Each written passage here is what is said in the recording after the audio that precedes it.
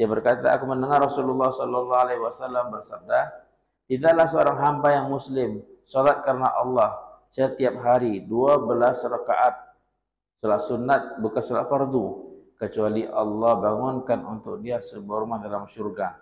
Atau Nabi mengatakan kecuali dibangunkan untuknya sebuah rumah dalam syurga. Imam Tirmizi menambahkan, apa yang 12 itu? Nah, kita hitung. Apa yang 12 rakaat itu? Rawatib, ya. Salat rawatib, salat sunat.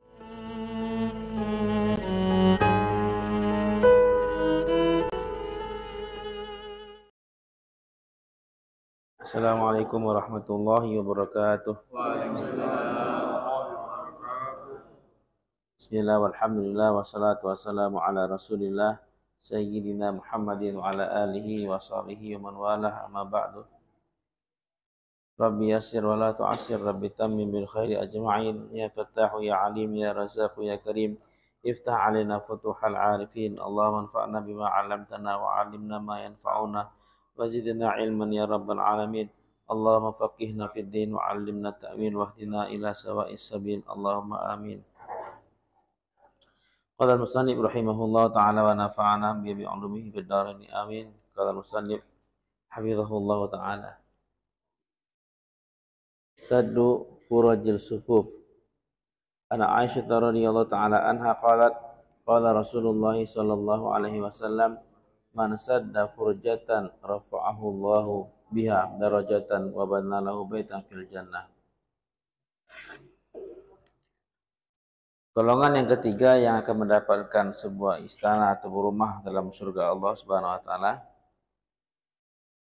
Kita ulang dulu yang pertama kemarin, yang akan Allah bangunkan rumah di surga. Masih ingat, Pak? Yang pertama yang bangun masjid. Yang kedua,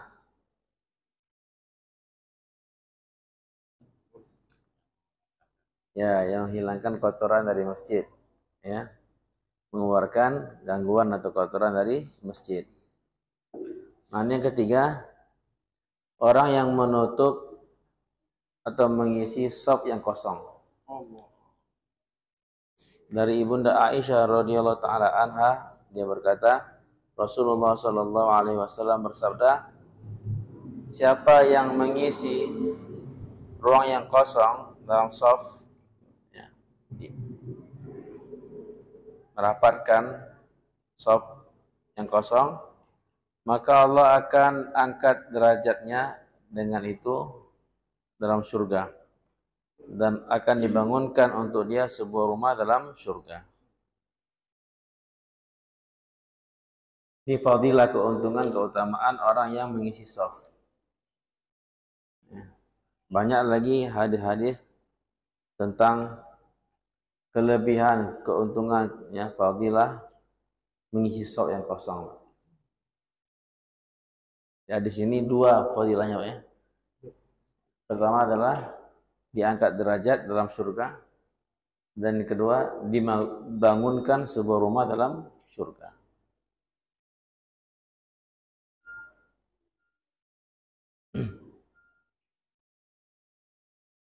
Allah Maha Penyayang, Allah Maha Pengasih, Pemurah. Amalan yang ringan, yang nggak perlu korban, nggak perlu kita uang, ya, nggak perlu tenaga, tetapi keuntungannya begitu besar. Ya. Untuk di dunia ini kita bangun rumah, ya, jangankan rumah yang bagus, rumah yang sederhana pun mahal, ya. Perlu modal besar, ya.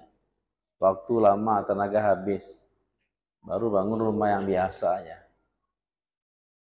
Ini rumah dalam surga, ya, yang tidak ada celah, kekurangan, celah, indah. Allah Subhanahu wa taala bangunkan untuk orang yang berusaha sedikit mengisi shop yang kosong. Nampak shop yang kosong diisi.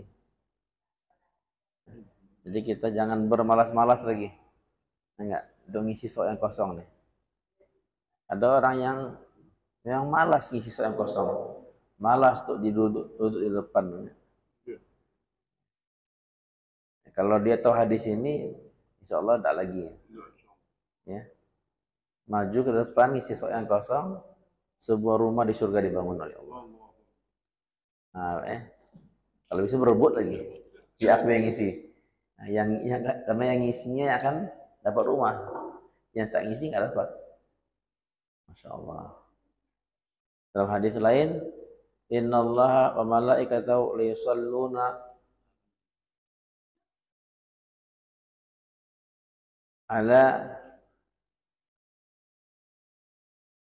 Allah, saya lupa lafaznya. Maknanya sesungguhnya Allah Subhanahu wa taala dan para malaikatnya berselawat kepada orang yang alalladzina yasiluna sufuf. Alalladzina yasiluna sufuf. Pada orang-orang yang menyambung shaf. Artinya shaf yang terputus, yang kosong disambungnya, baik dia bergeser atau dia maju. Sehingga shaf tadi kalau kita putus. Jadi Allah berselawat, maknanya Allah SWT memberikan rahmat ya, kepada orang itu, dan malaikat berselawat artinya malaikat mendoakan dan mintakan keampunan untuk orang itu. Masya Allah. Kita sudah diuji oleh Allah ya. Kalau kemarin enggak corona, gara-gara corona rusak asap kita. Ya. Ya Allah. Nah sekarang insya Allah balik lagi. Ternyata kita dibodohi. Astagfirullah. Semoga Allah SWT maafkan kita semua. Ya. Sekarang nggak lagi corona Pak, nggak ada lagi corona. Jangan takut lagi, nggak. Tak ada lagi corona semua. Ya. Disambung sok tuh. Jangan ada orang yang merasa apa namanya itu ya, merasa nggak enak kalau rapat-rapat. Masa risih kalau rapat-rapat. Ini juga harus diperbaiki, dilawan. Ya. Ini di masjid ini alhamdulillah nih, masya Allah. Ya, bapak nih mau pengajian maju, mau tidak rapat. Biasanya di masjid nggak ada seperti ini. Duduk di pinggir dulu. Maju nggak rapat. Tidak ada yang mengendalikan. Apa? Tidak ada yang mengendalikan. Walaupun diminta tetap tidak mau. Tetap duduk di pinggir dulu lah. Masya Allah. Ya. Jadi duduk mengisi majelis dengan rapat-rapat, apalagi soft ya dalam sholat.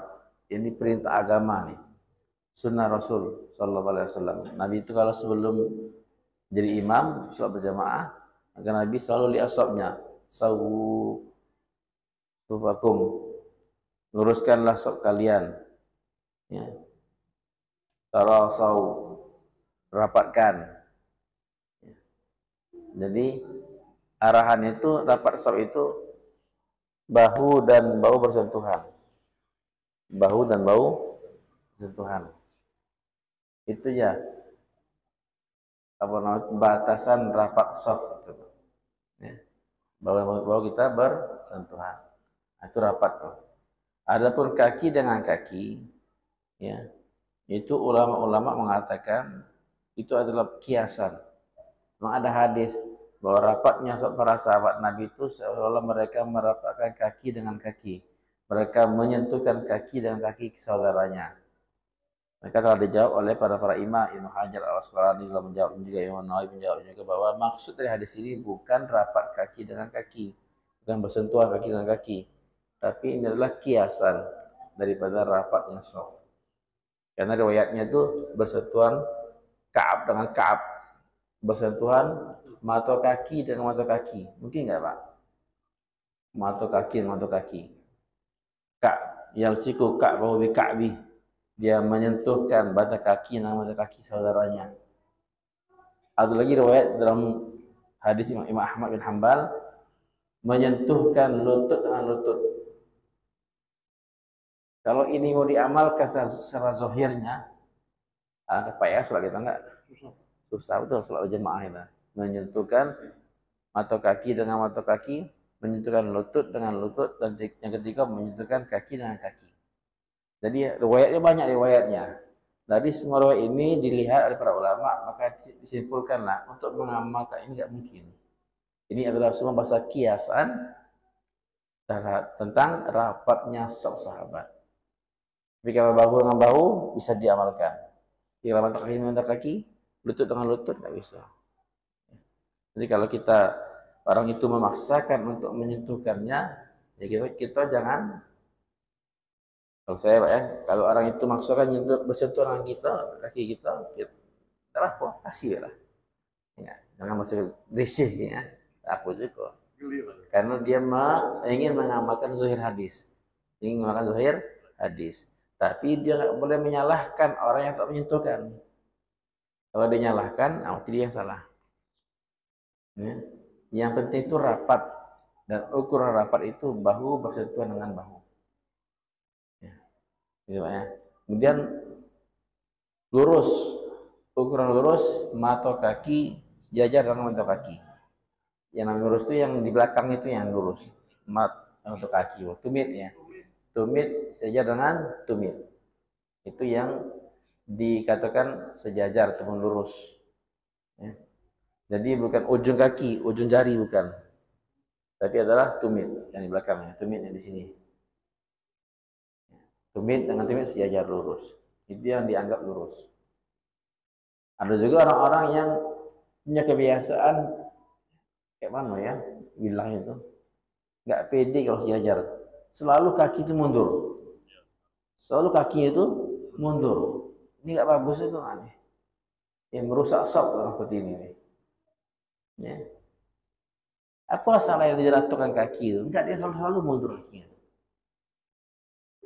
Nah, dia itu tidak meluruskan saf. Padahal perintah Rasul, Nabi itu kalau untuk berjamaah itu betul-betul ketat ya.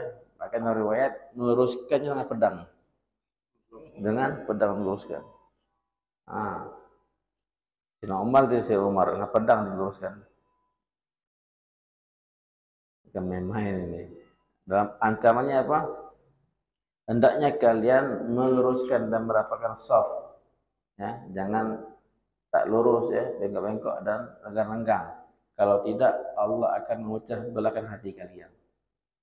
Jadi sebab pecah belah di masyarakat, tak akur, ya. Gara-gara apa? Gara sholat jamaahnya enggak lurus. Sebab itu. Ini luruskanlah shaf kalian. Kalau tidak, latakhlifanna qulubukum, akan berbedalah hati kalian. Di antara fadilah mengisi sok yang kosong adalah dibangunkan sebuah rumah dalam surga.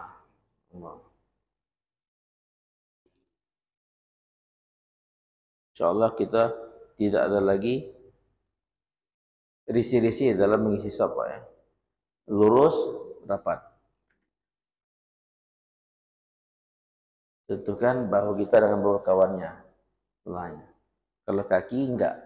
3 mazhab ya, Syafi'i, Maliki dengan Hanafi enggak mesti. Enggak. Tidak mengamalkan zuhirnya hadis, tapi mengamalkan makna hadis. Walaupun sebagian orang berpendapat seperti Imam Hambali, sebahagiannya enggak semuanya mengatakan mengamalkan, kita harus amalkan zuhirnya hadis.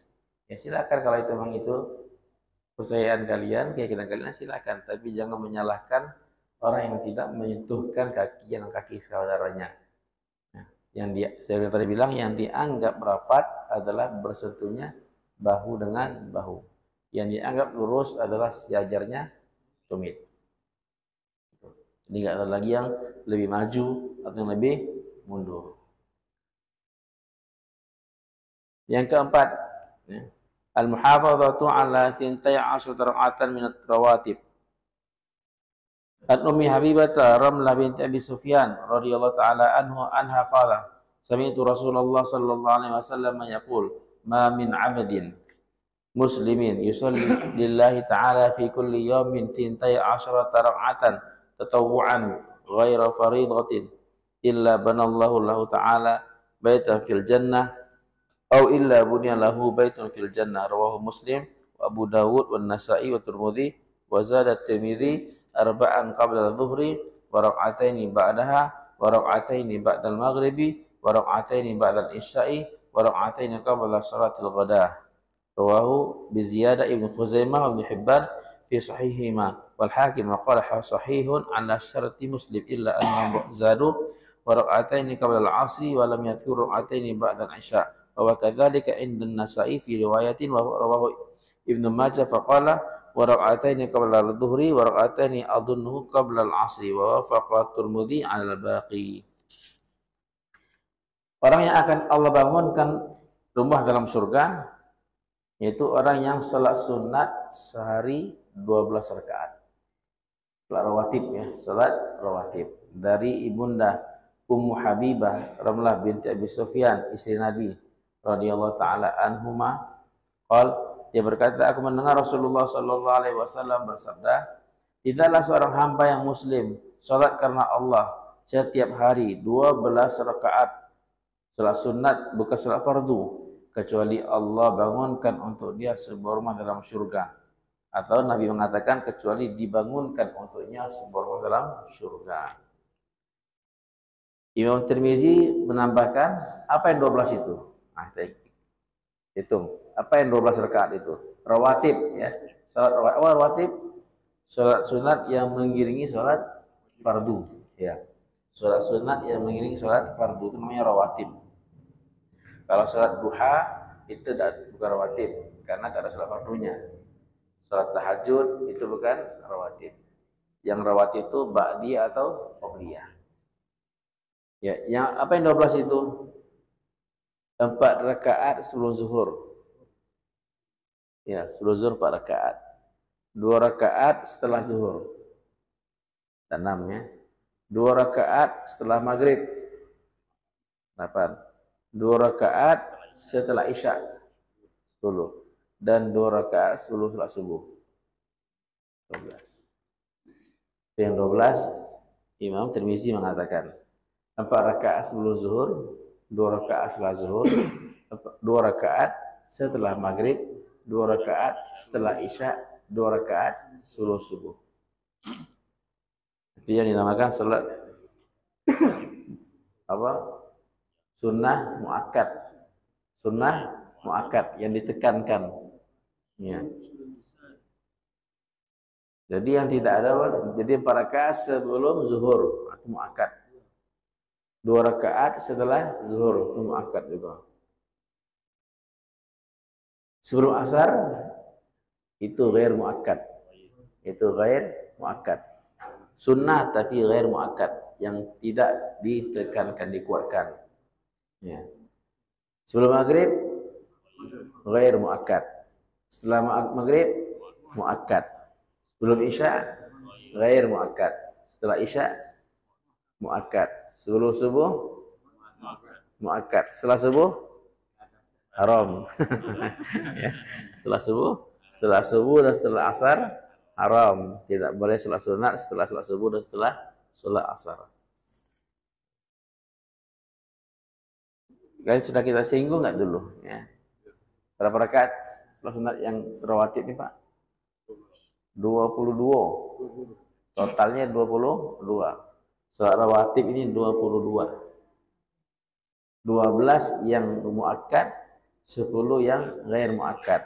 Ada lagi ulama yang mengatakan 10 yang muakkad, 12 yang ghair muakkad.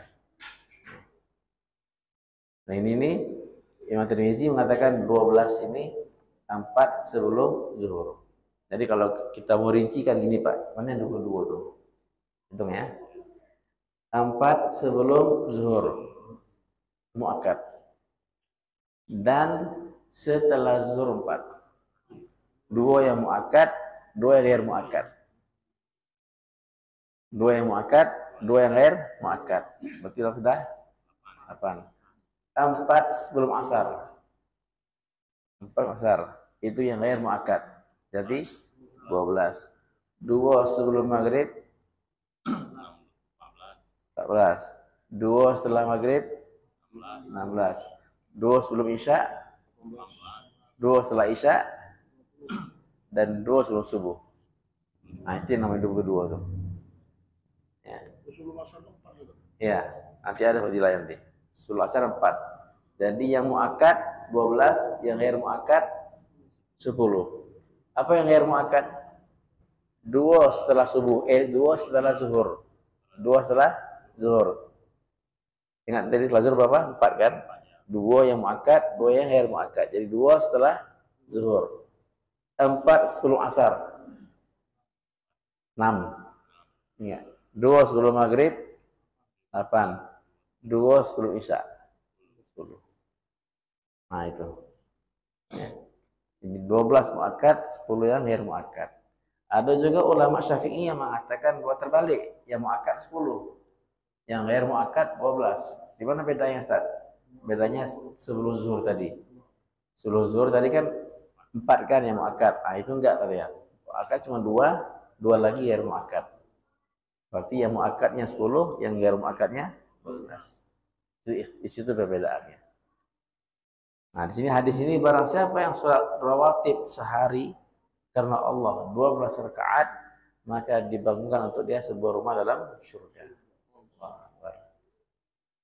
Niat kita semangat, Pak ya, semangat jaga sholat sunat.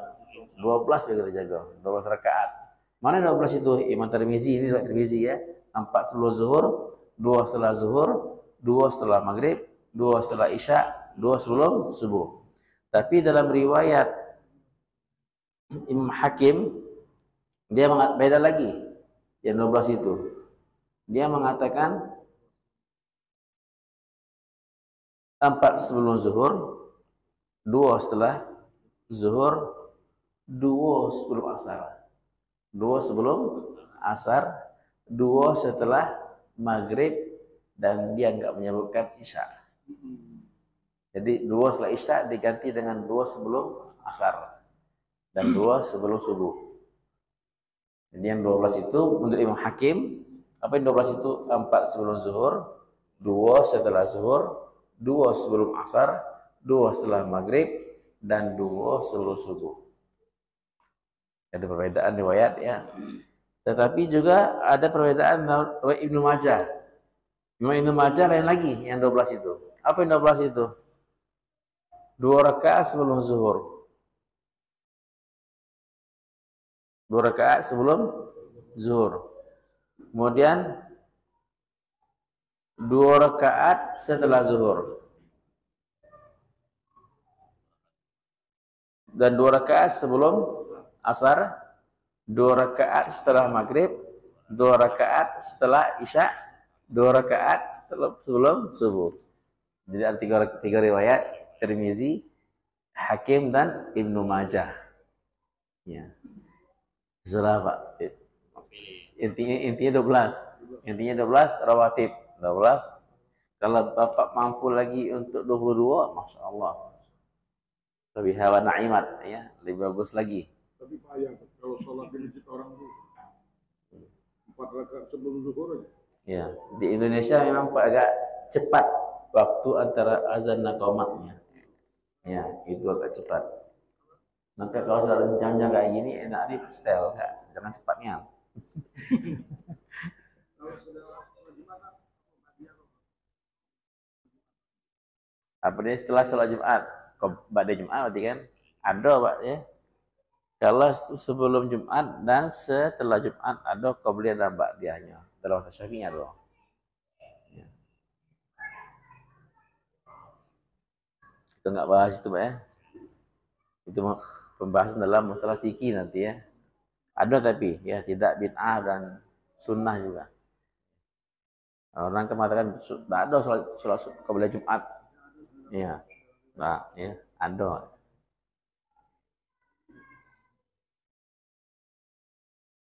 Kan sudah saya singgung kemarin bahwa orang itu tidak dikatakan soleh sebelum dia melaksanakan sholat 40 rakaat setiap hari.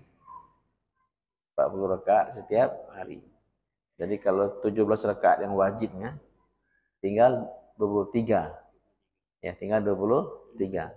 Tambah tadi 22 sholat rawatib, 1 witir. Jadi 23 ya. Pas 40 rakaat. Ya. Belum lagi duhanya, belum lagi tahajudnya, belum lagi isyraqnya, belum lagi awabinnya, salat istikharanya, salat hajatnya, salat taubatnya, salat tasbihnya. Masya Allah. Ya, banyak. Kalau kabar apa dua kalau ada sholat jenazah. Tambah salat tarawihnya. Ya. Tambah lagi witirnya kalau dia nambah 11 rakaat. Masya Allah. Ya. Belum lagi salat sunat mutlaknya. Salat sunat mutlaknya. Masya Allah. Diperbanyak salat sunat. Jadi kata Nabi kepada sahabatnya Rabi'ah, malam hari Rabi'ah ini berkhidmat dan Nabi menyediakan wudhu Nabi. Maka Nabi begitu senang dengan khidmatnya beliau ini. Nabi katakan, salah. Wahai Rabi'ah, apa yang kau mau, mintalah. Aku doa kepada Allah. Karena mintalah apa yang kau mau, aku doa kepada Allah. Maka kata Rabi'ah, tidak ada ya Rasulullah. Aku hanya minta satu saja. As'aluka murafaqataka fil jannah. Aku minta pada engkau untuk aku menjadi teman dalam surga. Bersamamu dalam surga nanti. Menjadi rafiq, teman engkau di surga Allah. Masya Allah. Ini sahabat Rabi'ah ini Pak, nggak punya rumah, tinggal di Sufah, ahli Sufah, ya nggak punya rumah, nggak punya harta, nggak punya keduniaan. Dapat tawaran dari Rasulullah. Apa yang diminta? Bukan duit, bukan rumah, bukan harta dia minta, bukan benda-benda dunia dia minta, bukan. Ini menunjukkan bahwa mereka itu tak ada dunia bukan karena terpaksa, bukan karena malas. Memang di hati mereka nggak ada dunia. Di hati mereka nggak ada dunia. Buktinya apa? Ketika Nabi tawari, minta apa yang kau mau, aku doa kepada Allah. Dapat tawaran dari Rasulullah, pasti doanya makbul. Kalau Nabi sudah minta, pasti makbul. Ada kesempatan, minta wahai Rabi'ah. Ya Rasulullah, aku minta pada engkau bersama dalam surga. Allah. Maka kata Nabi, awal dzalika. Nabi tawarin lagi. Tak ada yang lain? Enggak ada yang lain. Kalau seandainya saya, enggak mungkin lah. Nah, ini kesempatan kedua nih enggak. Yang lain pertama minta surga. Yang kedua nih ada lagi yang lain. Nah, tawaran yang kedua, Pak. Ada lagi yang lain? Tidak ada ya Rasulullah. Allah. Tak ada ya Rasulullah. Itu menunjukkan di hati mereka betul-betul nggak ada dunia sama sekali. Tak ada, kosong nih. Kalau ada mungkin diminta. Allah. Maka Nabi mengatakan, fa'inni ala nafsika bikasrati sujud. Maka tolonglah aku atas dirimu dengan memperbanyak sujud. Aku akan minta sama Allah untuk engkau menjadi temanku di surga, tapi tolong bantu dengan banyak sujud. Artinya Nabi perintahkan banyak-banyak sholat sunat. Jadi kalau mau dapatkan surga yang tertinggi, banyak-banyak sholat sunat. Banyak-banyak sujud. Banyak sujud. Masya Allah. Ingat insya Allah Pak ya.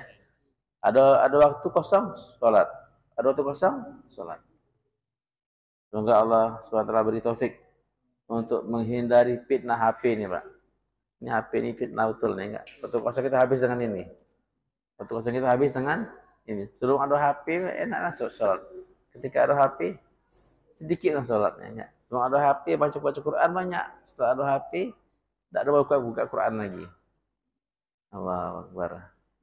Sebelum ada HP Android nih Pak, dulu ketika saya masih belajar dulu, banyak ya orang-orang ketemu ya di bis ataupun di kereta api itu yang di kantongnya itu Quran. Di kantongnya Quran. Sekarang nih hampir nggak ketemu nih yang bahkan pelajar Quran pun ada yang hampir di kantongnya Quran nggak. Ya. Yang pelajar hafiz sendiri pun tidak ada di hatinya Quran hari ini. Nah, begitu menyedihkan enggak? Karena Quran berpindah. Tak buat Quran, ini ada Quran 30 juz sudah.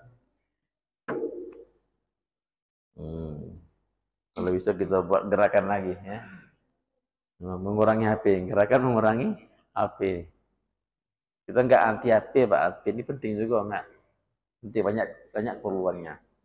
Tapi ya jangan sampai memalingkan kita dari yang asli.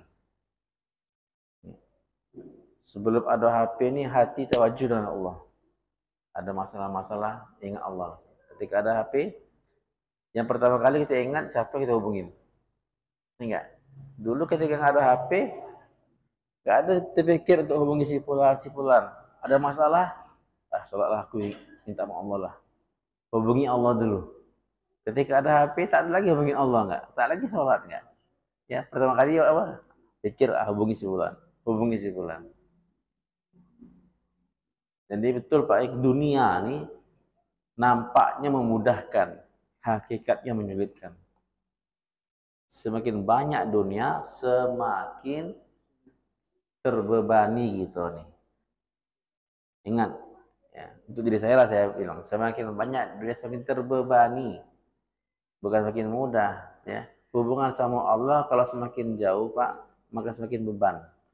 Semakin dekat dengan Allah semakin ringan. Sudah pernah saya sampaikan doanya orang Hindu?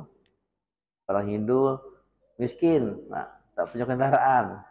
Maka dia duduk di pinggir sungai. Dia bilang sama Tuhannya, wahai Brahm, ya, aku minta kendaraan.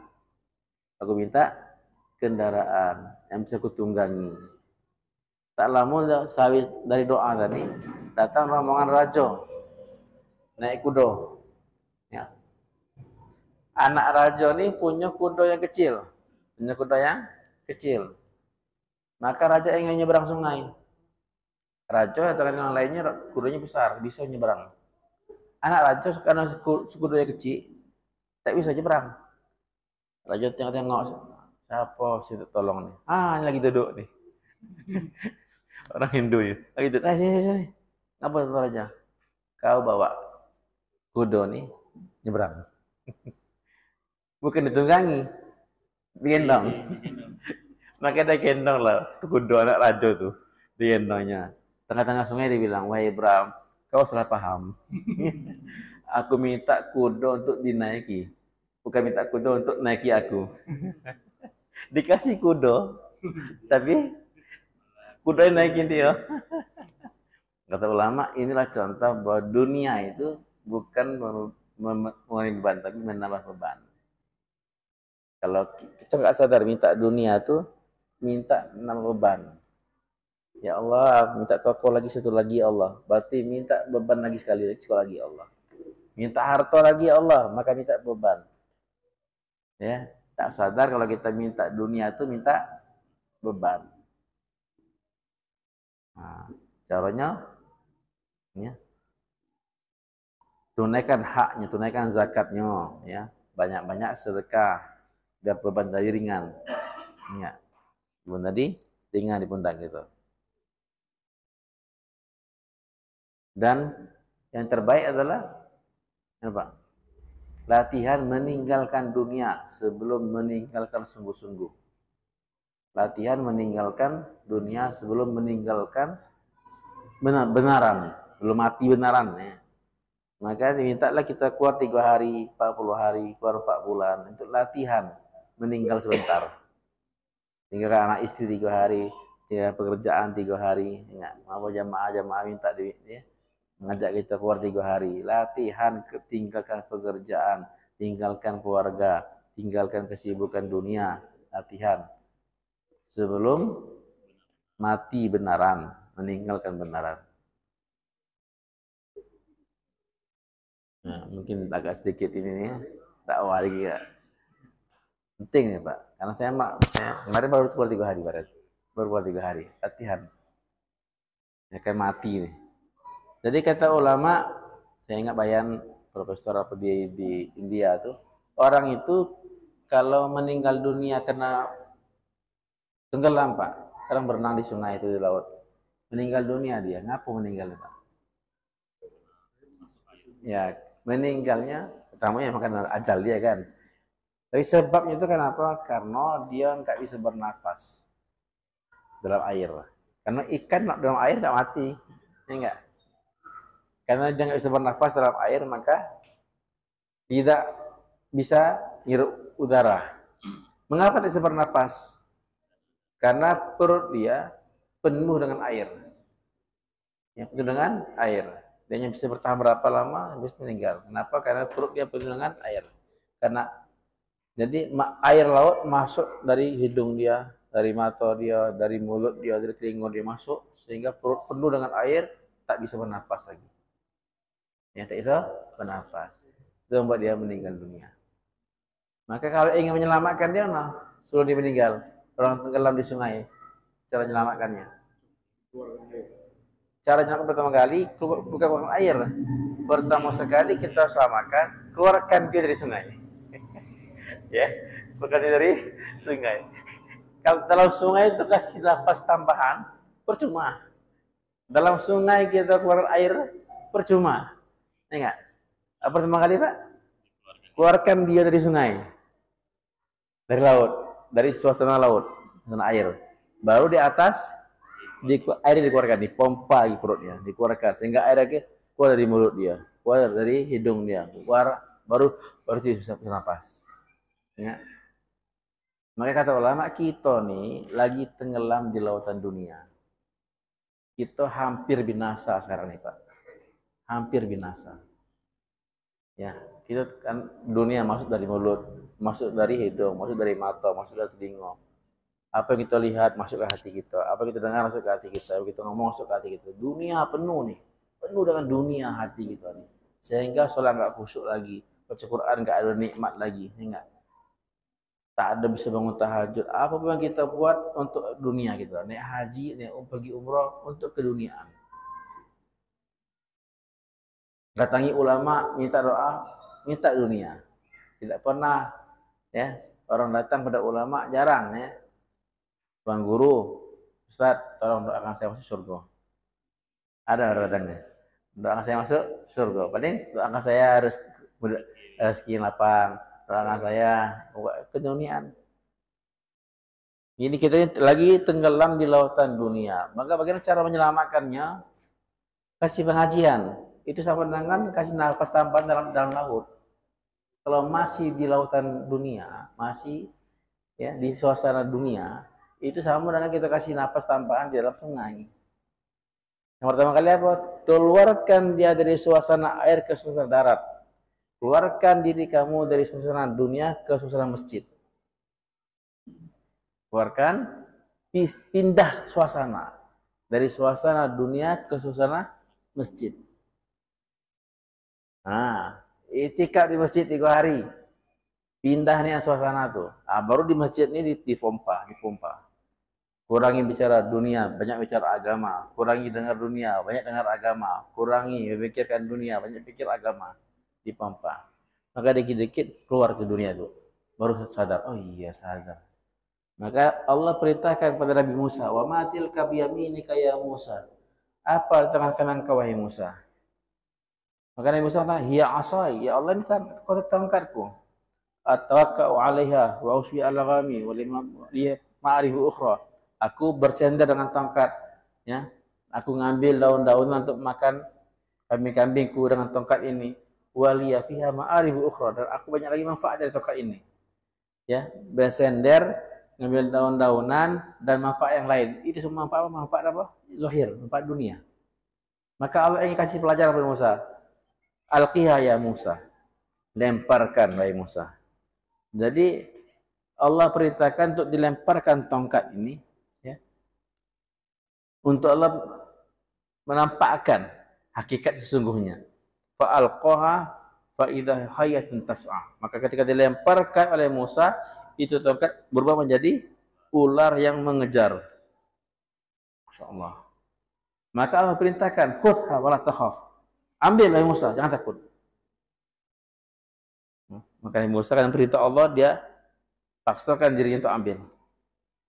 Maka ketika diambil, jadi tongkat lagi. Tapi tongkat yang tadinya setelah dilemparkan diambil lagi, apa manfaatnya Pak? Manfaatnya bukan hanya untuk bersender, untuk mengambil daun-daun. Manfaatnya itu tongkat sakti. Dilemparkan ke batu, memancar 12 mata air. Itu tongkat dilemparkan ke laut, menjadi 12 jalan bagi Bani Israel. Ajib tongkat ini. Tongkat yang sama. Maka kata ulama, Allah suruh kita tinggalkan dunia kamu, lempar dunia kamu. Kita hari ini nampak manfaat kantor kita, manfaat toko kita, manfaat keduniaan kita, manfaat harta kita. Nampak betul-betul nampak. Enggak, ini apanya? Berarti ini usaha ini untuk bersandar. Nampak, tinggalkan, lemparkan. Bukan untuk ditinggal selama-lamanya, lempar sementara be. Baru setelah itu, oh iya ternyata kalau kita lemparkan Pak, ya di samping manfaat ada juga mudaratnya tuh rupanya. Kayak ular mengejar kita, menakutkan. Toko ini membuat saya lalai daripada Allah. Ya, banyak mudaratnya. Kerjaan saya, harta saya, keluarga saya. Ambil lagi. Ketika diambil, baru yang tadinya manfaat kecil jadi manfaat besar. Baru dunia yang kita miliki ini bermanfaat besar. Ya Allah. Ya. Jadi itu manfaat kita meluangkan waktu keluar jalan Allah SWT. I'tikaf. Ya. Dilemparkan dunia ini sementara Pak. Ya, mati sebelum mati.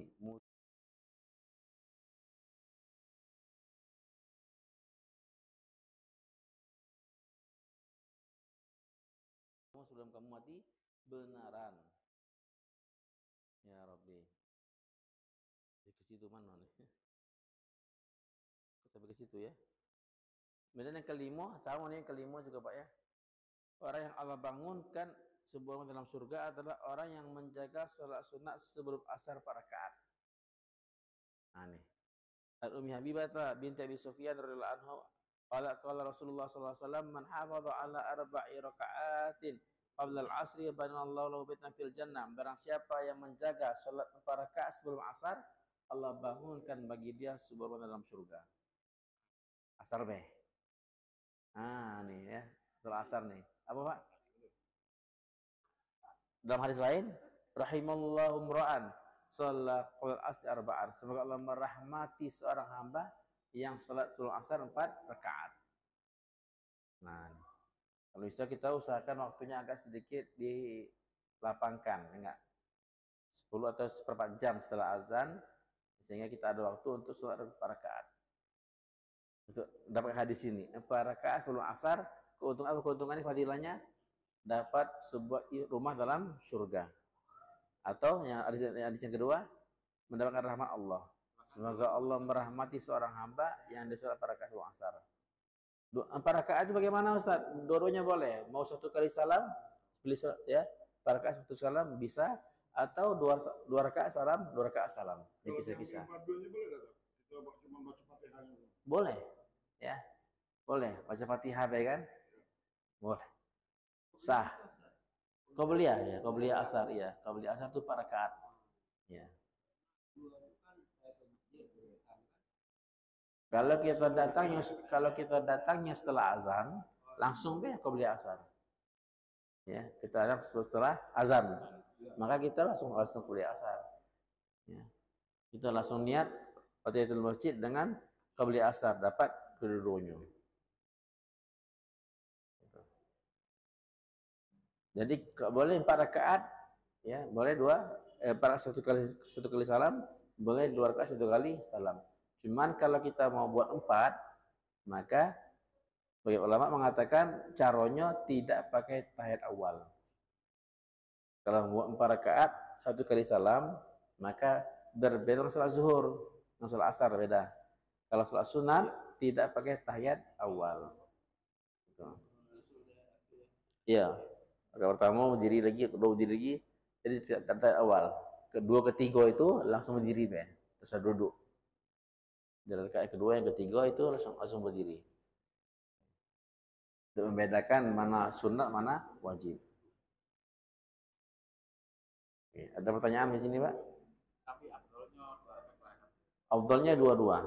Ya, lebih banyak amalan, akan lebih banyak, ya. Itu kaidah usul fikih, yang lebih banyak amalnya lebih besar fadilahnya.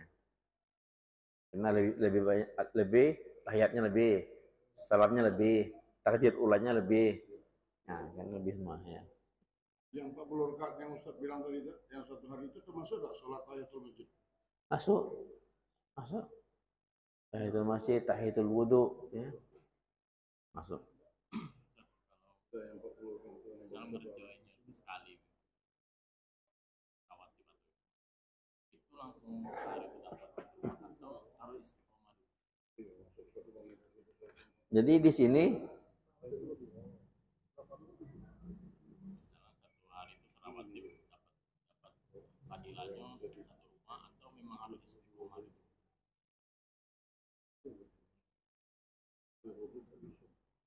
di sini fi kulli yaumin, ya, tidaklah seorang hamba muslim yang salat 12 rakaat karena Allah setiap hari.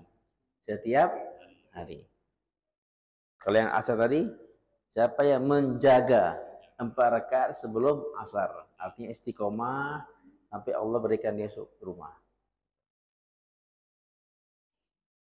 Jadi bukan sekali amal anda dapat alhamdulillah, jadilah cukup asiko ya, besok nggak lagi, jadilah asiko atau ya, besok nggak lagi, nggak, ya yang istiqomah, dia pak istiqomah terus sampai dia meninggal dunia, ya pak.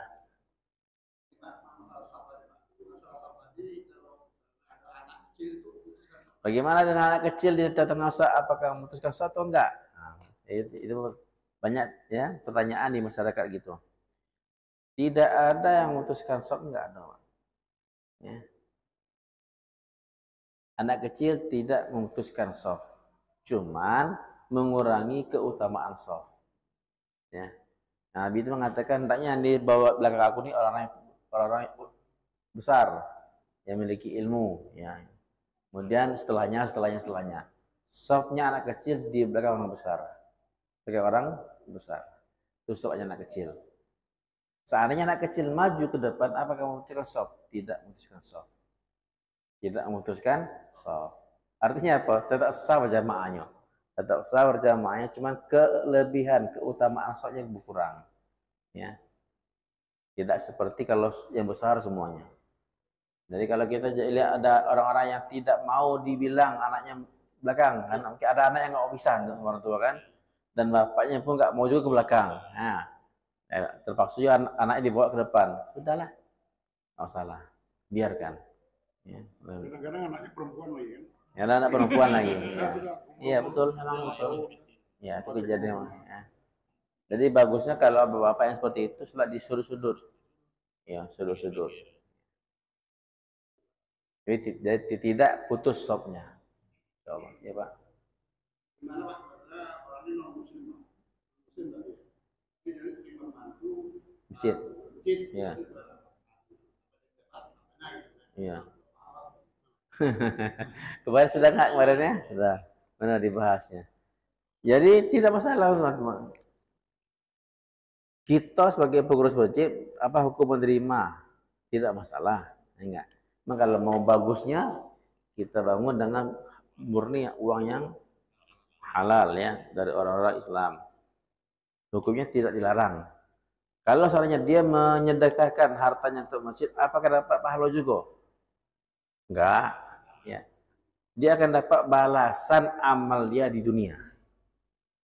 Ya, amal dia dapat balasan. Mungkin kesehatan dia Allah jaga, harta dia Allah tambah, anak dia Allah berkahi, sedangkan itu ya Allah selamatkan daripada malapetaka, dari kecelakaan. Itu ya, semua kebaikan dia Allah balas di dunia. Nanti di akhirat tak ada lagi balasan untuk dia. Ya. Itu insyaallah ya. Allah terima kita. Subhanallah bihamdi, subhanallah hamdika, asyhadu an la ilaha illa anta, astaghfiruka. Assalamualaikum warahmatullahi wabarakatuh.